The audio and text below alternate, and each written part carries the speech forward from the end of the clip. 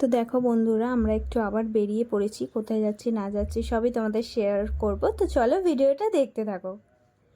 তো দেখো, এখানে আমরা মা জগদ্ধাত্রীকে দর্শন করতে এসি। এটা আমাদের লিলুয়ার মধ্যে একটা জায়গা। তো দেখো, আমরা এখানে পৌঁছে গেছি। কি সুন্দর লাইটিংয়ের কাজ দেখো। এবার মণ্ডপের দিকে যাব আমরা। তো এই হচ্ছে মণ্ডপটা, দেখো কত সুন্দর লাগছে আর কত সুন্দর লাইটিংয়ের খেলা, অসাধারণ।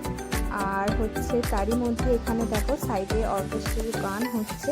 তো গানটা দেখবো পরে, তার আগে একটু চলে যাই। দেখো গ্রাম বাংলার যে পুরনো যে জিনিসটা সেটা এখানে তুলে ধরেছে, যেগুলো আমরা ফেলে এসেছি, তো সেই সবই তুলে ধরেছে। আর এটা হচ্ছে মণ্ডপের ভেতর।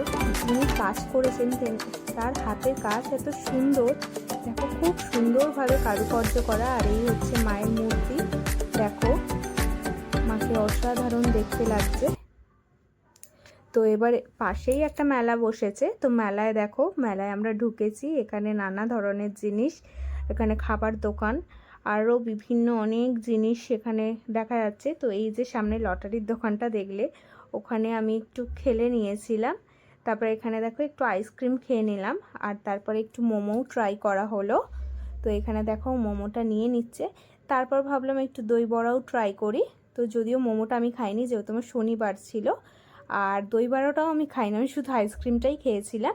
তো এখানে দেখো দই বড়ার জন্য লাইন দিয়ে দাঁড়িয়ে আছি, দই বড়াটা নিয়ে নেব। তো এখানে দই বড়াটা রেডি করছেন উনি, আন্টিটা। ওনাকে বললাম 1 প্লেট দই বড়া দিতে। এই দই বড়াটা তোমাদের দাদার জন্য নিচ্ছি। তো দই বড়া এখানে দেখো কি সুন্দর দেখতে লাগছে, খেতেও নিশ্চয়ই টেস্টি হবে। আর তারপরে খাওয়া দাওয়া শেষ করে এখানে দেখো বসে আছি। বললাম একটু লাস্টে যাওয়ার আগে অর্কেস্ট্রারের গান শুনবো, তো সেই জন্যই বসে আছি। ভিডিওটা কেমন লাগলো অবশ্যই কমেন্ট করো।